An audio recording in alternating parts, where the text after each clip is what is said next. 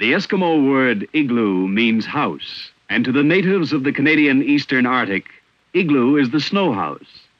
Built of snow blocks cut from the hard-packed drifts, an igloo provides the Eskimo with shelter during the long winter months. Easy to build once you know how, his home is compact and strong. The igloo gains strength from its ingenious design. After the first row of blocks has been put in place, one block is cut to form a sloping surface.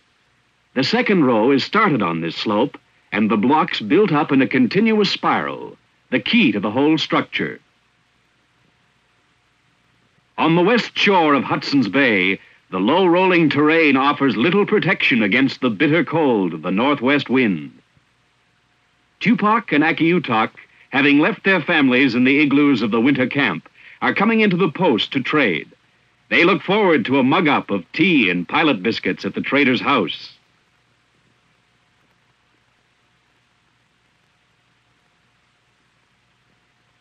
The two Eskimos admire the wooden buildings of the white man, but for their own dwelling, they will build an igloo.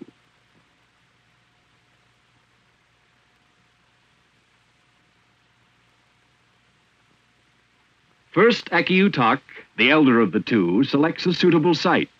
With his probe, he tests the snow. It must be hard-packed, and yet not so hard that it will not cut.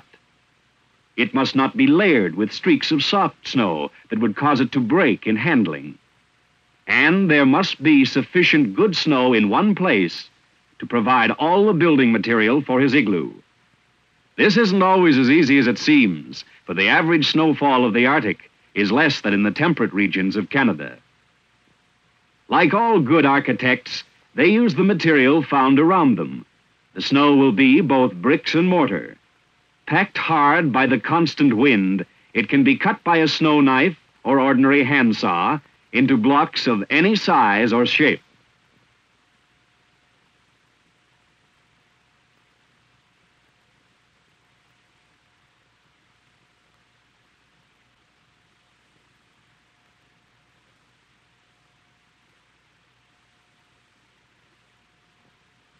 The first blocks are cut from a rectangular trench, which often serves as the entrance tunnel to the completed igloo. A row of heel marks is sometimes used as a baseline for the first row of blocks. The igloo must be nearly circular, otherwise, when a construction nears the top, the wall will collapse.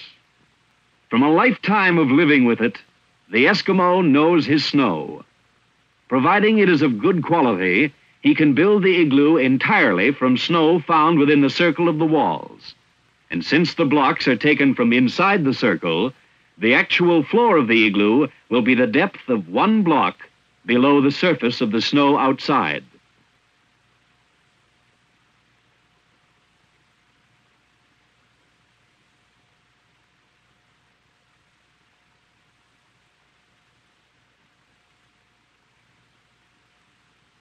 After the first row has been erected, the cut to form the sloping surface is made.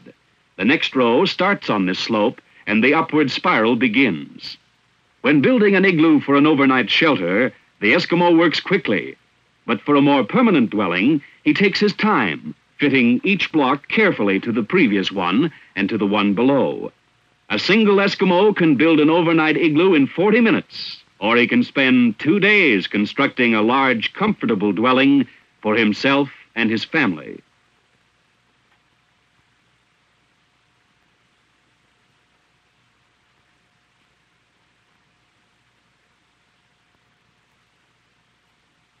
The Eskimo is a nomad.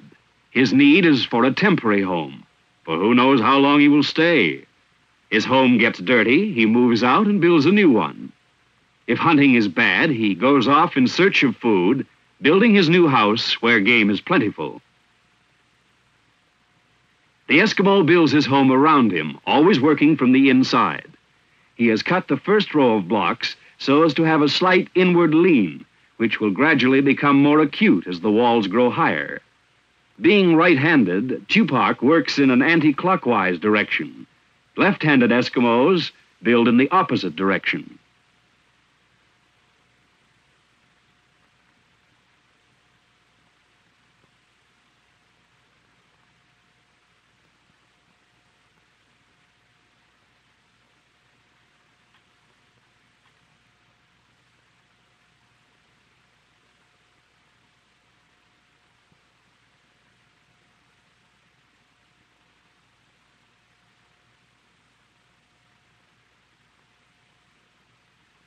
As the inward lean becomes more acute, greater care must be taken in fitting the blocks together.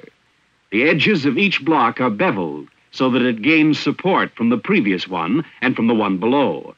Blocks will vary in size, but are usually about 3 feet by 2 feet by 4 inches thick.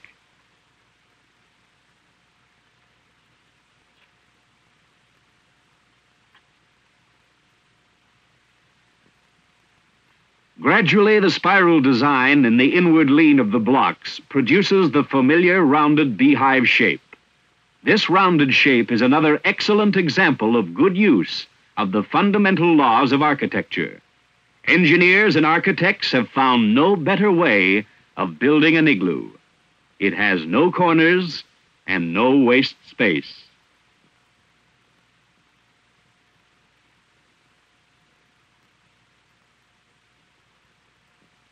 Although the temperature is 40 below, the exertion of building causes both Eskimos to perspire freely within the snow walls of their almost completed igloo. Setting the last few blocks in place is a ticklish job. Unless well fitted, they could easily fall in. The Eskimo's only construction tool is his snow knife. He uses it for cutting the blocks, shaping them, and fitting them together. Originally, it was made of bone or ivory, but now he buys a steel one from the trader for about the value of a foxskin. Still using snow from inside the igloo, the last block is shoved out through the narrow opening and trimmed to fit. Not until this key block is inserted and fitted, like the keystone of an arch, will the igloo take its final strength. After it has been completed, the warmth of the inside, combined with the wind on the outside, will cement the blocks firmly together. The igloo will be strong enough to support a man's weight, although a sharp blow of the fist might punch a hole in the snow wall.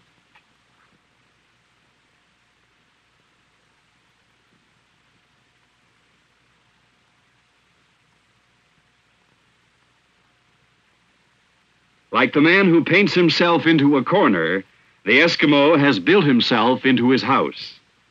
Cutting his way out, he forms the doorway of the igloo.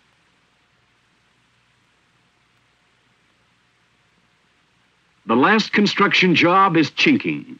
All cracks on the outer surface are plugged with snow so that no drafts can reach the interior. It has taken the two Eskimos 1.5 hours to build their igloo for the night.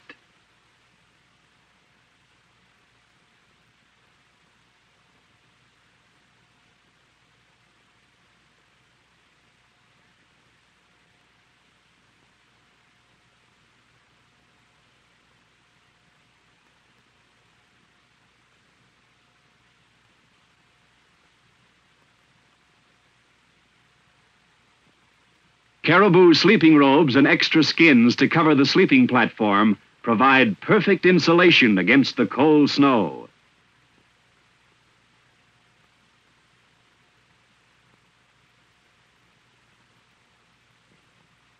Akiutok and Tupac settle snugly inside, using a snow block to close the door. A hole in the roof serves as a ventilator and heat control, while fresh air comes from a small hole near the door. The short daylight hours of the Arctic winter draw to a close. After a meal of frozen fish or walrus, the dogs bed down for the night, nose buried under tail, thick coats protecting them from the cold, each in his chosen spot on the snow. Iglumioko, says Akiutok, it is warm. This is my home.